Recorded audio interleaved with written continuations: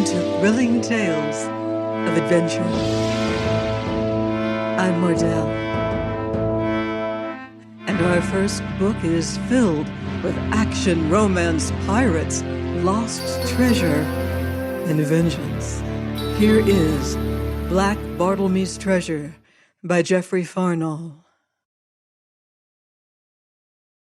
Prologue.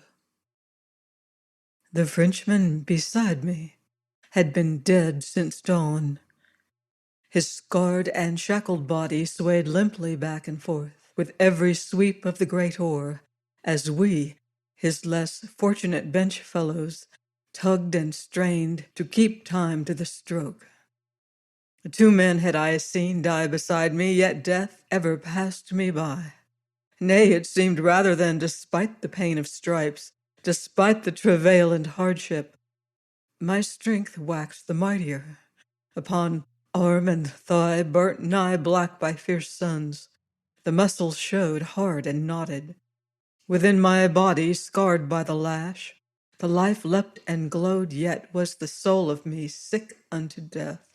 But it seemed I could not die, finding thereby blessed rest, and a surcease from this agony of life, as had this Frenchman, who of all the naked wretches about me was the only one with whom I had any sort of fellowship. He had died, as I say, with the dawn, so quietly that at first I thought he but fainted and pitied him. But when I knew, pity changed to bitterness. Therefore, as I strove at the heavy oar, I prayed twixt gnashing teeth, a prayer I had often prayed, and the matter of my praying was thus: O God of justice, for the agony I needs must now endure, for the bloody stripes and bitter anguish, give to me vengeance. Vengeance, O God, on mine enemy. So prayed I, hoarse, panting, and with the sweat trickling down, whilst I stared at the naked back of him that rode before me. A great fat fellow he had been once, but now the skin hung in numberless creases whereon were many wheals, some raw and bloody, that crossed and recrossed each other after the manner of lacework. Justice, O God, upon mine enemy! Since death is not for me, let me live until I be avenged. For the pain I suffer, so may I see him suffer. For the anguish that is mine, so may I watch his agony. Thou art a just God, so God of justice, give to me vengeance. The sun rose higher and higher over our quarter, beating down upon our naked backs, and adding greatly to our torments thereby, waking the pain of old stripes, and lending an added sting to the new. Ever and anon would come the sharp crack of the drivers' whips, followed by the squealing cry of quivering flesh, a cry wherein was none of the human, the which, dying to a whine, was lost in the stir and bustle of the great galleass. But ever and always beneath the hoarse voices of the mariners, beneath the clash of armor and tramp of feet, beneath the creak and rumble of the long oars, came yet another sound, rising and falling, yet never ceasing. A dull, low sound, the like of which you still sometimes hear among trees when the wind is high, the deep, sobbing moan that was the voice of our anguish, as we poor wretches urged the great Esmeralda galleass upon her course. The oar whereto I was chained along with my 3 bench mates had at some time been badly sprung, so that the armorers had made shift to strengthen it with a stout iron fillet, some 6 inches wide. Now it so happened that my grasp came upon this fillet, and with every stroke of the oar, day after day, week in and week out, it had become my wont to rub the links of my chain to and fro across this iron band, whereby they had become very smooth and shining. The words of my prayer were yet upon my lips, when, chancing to look upon one of these links, I beheld that which set my heart a-leaping and my riotous blood a-tingle to my fingers' ends. Yet 'twas a very small thing, no more than a mark, that showed upon the polished surface of the link, a line not so thick as a hair, and not to be noticed without close looking. But when I bore upon the link, this hairline grew and widened. It needed but a sudden wrench, and I should be free. This threw me into such a rapturous transport that I had much ado to contain myself, howbeit, after some while I lifted my eyes to the heaven, all flushed and rosy with the young day, for it seemed that God had indeed heard my prayer. Presently, along the gangway amidships, comes none other than that accursed Portugal, Pedro the whipmaster, who, espying the drooping form of the Frenchman beside me, forthwith falls a-cursing in his vile tongue, and gives a prodigious flourish with his whip. Now, by reason of much practice, they do become very expert with these same whips, insomuch that they shall, with a certain cunning flick of the lash, gash a man as it were with a knife, the like of which none may bear and not cry out for the exceeding pain of it. "Ha! thou lazy dog!" cries he, "think ye to snore and take your ease whilst Pedro is aboard?" And with the word the long lash hissed and cracked upon the Frenchman's naked back like a pistol shot. And lo, he that meseemed was dead stirred. I felt the scarred body leap and quiver. The swooning eyes opened, rolling dim and sightless, and the pallid face was twisted in sharp anguish. But even as I watched, the lines of agony were smoothed away. Into the wild eyes came a wondrous light, and uttering a great glad cry, he sank forward across the oar shaft, and hung there. Hereupon this accursed Pedro betook him to his whip, smiting right heartily. But seeing the Frenchman stirred not, and perceiving, moreover, the blood to come but slow, and in no great quantity, he presently desisted, and bade us cease rowing one and all. This sudden respite from labor served but to teach me how stiff and painful were my limbs, more especially my left wrist and ankle, where the fetters had worn great sores. The wind was fallen light, and there rose that hot, sickening reek, that suffocating stench, that is like unto nothing on earth save one of these floating hells, and the which if a man hath but smelled it once, he shall never more forget. After some while back cometh Pedro with certain of the armourers, and having by divers methods learned the Frenchman was in sooth dead, they struck off his fetters, hand and leg, in the doing of which they must needs free me also, since we were chained together, he and I. And binding a great shot to his feet, made ready to heave him overboard. And now, seeing no man heeded me, I snapped asunder the cracked link and was free, save for the heavy chain that cumbered my leg. Stooping, I lifted this chain and crouched to spring for the bulwark. But now, even in this moment, remembering all that I had suffered at the hands of this most accursed Pedro, I turned, and wrapping the broken oar chain about my fist, crept towards where he stood to oversee the armourers. His back was towards me, and I was within a yard of him, when he turned, and seeing me, uttered a shout, raised his whip, but ere the blow could fall, I leapt and smote him. My iron-bound fist took him full betwixt the eyes, and looking down upon his crushed and spattered face as he lay, I knew that Pedro, the whipmaster, would whip men no more these many days. Then, not minded to die by the whip or upon a pike-head, turned I and sprang for the ship's side, but the chain about my leg hampered me sore, and ere I could mount the high bulwark I was beset from behind.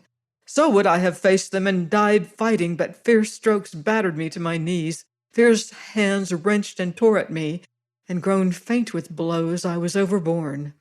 My hands lashed behind me, and thus helpless I was dragged along the gangway, and so up the ladder to the poop, where, plain to all men's sight, a whipping post had been set up, Yet even so I struggled still, panting out curses on them, French and Spanish and English, drawing upon all the vile abuse of the rowing bench and lazarette, since fain would I have them slay me out of hand rather than endure the miseries and anguish of my lot. Yet this might not be, since slaves were hard to come by, and I was mighty and strong. Wherefore I struggled no more, but suffered them to strike off my broken fetters, and bind me to the whipping post as they listed. Yet scarce had they made an end when there comes a loud hail from the masthead, whereupon was sudden mighty to-do of men running hither and yon, laughing and shouting one to another, some buckling on armor as they ran, some casting loose the great ordnance, while eyes turned and hands pointed in the one direction. But turn and twist me how I might, I could see naught of any strange sail, by reason of the high bulkhead beside me. Of a sudden all voices were hushed, as up the poop ladder comes the commander Don Miguel in his black armor, who, looking long and steadily to windward, gives a sign with his gauntleted hand, whereon divers of the officers go off hot-foot, some to muster the long files of arquebusiers, others to overlook the setting of more sail and the like. And now was a prodigious cracking of whips, followed by groans and cries and screaming curses, and straightway the long oars began to swing with a swifter beat. From where I stood in my bonds, I could look down upon the poor naked wretches as they rose and fell, each and all at the same moment in time to the stroke. For maybe half an hour the chase was kept up, and then all at once the decks quivered, neath the discharge of one of the forward culverins, and presently, as to the great galleass altered her course, obedient to the motion of Don Miguel's hand, I beheld some half-league to the windward the towering stern of the ship we were pursuing, whose length gradually grew upon me as we overhauled her, until she was fairly in view. She was a small ship, and by her build I did not doubt but that she was English. Even as I watched, up to her mizzen peak fluttered the English flag, and hereupon a great yearning came upon me, insomuch that of a sudden her high weather-beaten sides, her towering masts and patched canvas, grew all blurred and indistinct. Thrice already our guns had roared, yet, though she was now so close that I made out her very rope and spar, she made no sign. In a little our guns fell silent also, wherefore, looking about, I beheld Don Miguel standing beside the tiller, yet with his impassive gaze ever bent upon the foe. And as I watched, I read his deadly purpose, and a great fear for the English ship came upon me, and I fell a-praying beneath my breath, for we carried a weapon more terrible than any culverin that was ever cast, the long, sharp ram below the water. The English ship was now so near that I could see the yawning muzzles of her guns, while her high, curving sides seemed to tower over us. As I gazed with my heart full of a pitiful fear for her, I saw a head appear above her quarter railing, a very round head whereon was a mariner's red cap. Came a puff of smoke, the sharp crack of a caliver, and one of the officers beside Don Miguel threw up his hands and, twisting on his heels, fell clashing in his armor. When I looked again for the red cap, it was gone, but Don Miguel waited, silent and impassive as ever.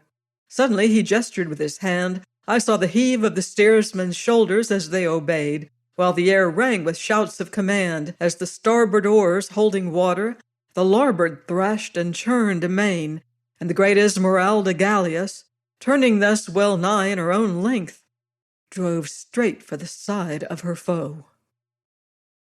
Never had I seen it better done, and I set my teeth waiting for the grinding crash that was to send the English ship to the bottom. But lo! Her creaking yards were braced round, and paying off before the wind, which now blew strongly, she stood away upon a course at right angles to her old, whereby both vessels were running parallel as before. Yet it had been close, so very close indeed that as we drove past her, I heard the sickening crack of our oars as they snapped off one after the other against her side, tossing those that manned them in bloody struggling heaps. And now from every English gun leaped roaring flame. The air was full of shrieks and groans and the crash of splintering wood. And through the eddying smoke, I could see many of our soldiery that lay in strange contorted attitudes, while others crawled sobbing on hands and knees. But on the scarlet dropping rowing benches, I dared not look.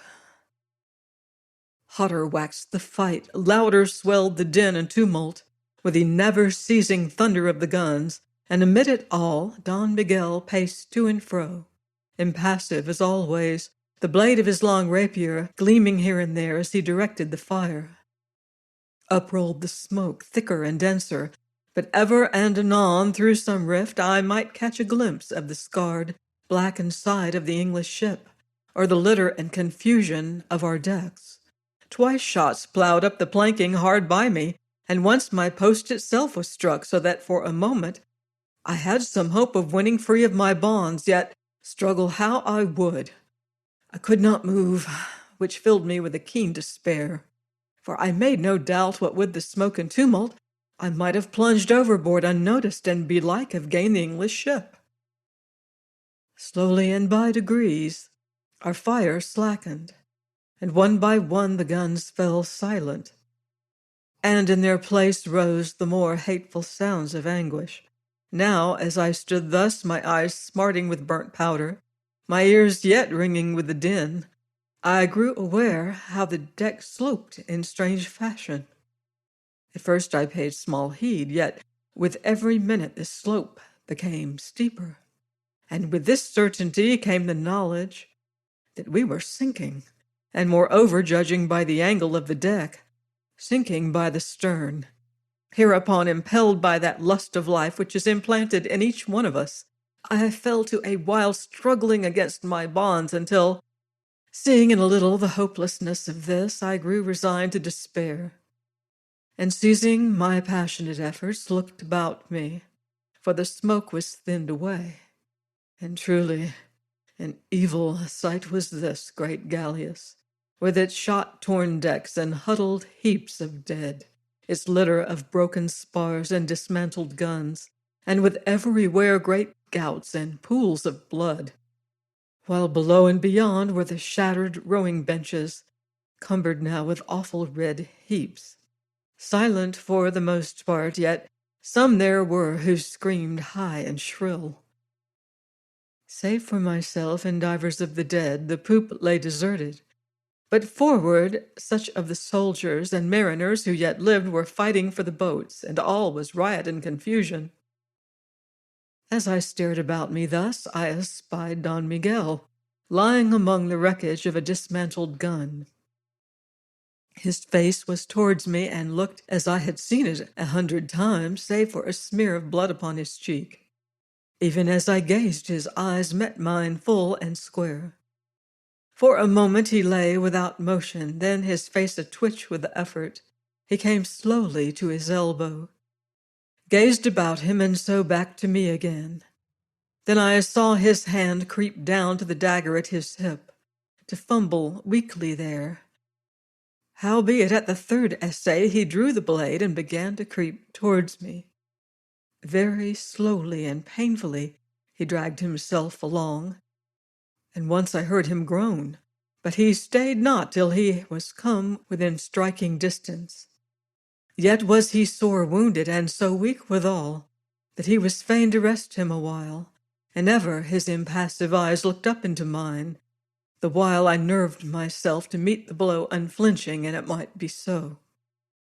Once more he raised himself, his arm lifted slowly, the dagger gleamed and fell, its keen edge severing the cords that bound me, and with a sudden effort I broke free, and stood staring down into those impassive eyes as one in a dream. Then lifting a feeble hand, he pointed to the tattered sails of the English ship hard by, and so resting his head upon his arm as one that is very weary, he sighed, and with the sigh I think the life passed out of him.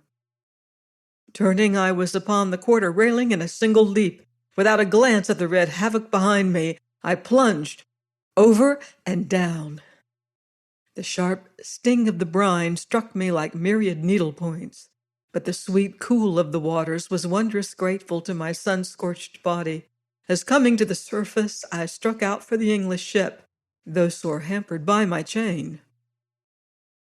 Presently, coming beneath her lofty stern, I found hanging therefrom a tangle of ropes and cordage, whereby I contrived to clamber aboard, and so beheld a man in a red seaman's bonnet, who sat upon the wreckage of one of the quarter guns, tying up a splinter gash in his arm, with hand and teeth.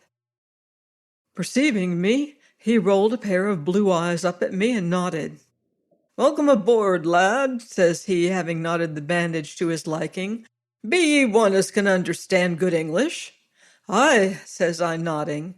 "Why, then bear witness as I be a patient soul and merciful. Be witness as I held my fire so long as any merciful soul might, by token that I knew what a broadside can do among crowded rowing benches. Having rowed aboard one of they Spanish hells afore now, so I held my fire till yon devil's craft came nigh cutting me asunder. And mercy hath its limits. Timothy Spence of the Tiger, master, is me, homeward bound for the port of London, and by this fight I'm short 5 good men, but you're a proper big un. Go forward to the boatswain, you shall know him by reason that he lacketh his starboard year. Now ask him for clothes to cover thy nakedness, lad, and there goeth yon devil's craft." Turning as he spoke, I saw the sharp bows of the Esmeralda lift and lift, higher and higher, and with a long-drawn, gurgling roar, the great galleass plunged down stern foremost, burying her shame and misery from the eyes of man forevermore. Thus I sailed when, with Master Timothy Spence aboard the Tiger, a free man, after 5 years of anguish. Please join me next week for another exciting chapter of Black Bartlemy's Treasure on Thrilling Tales of Adventure.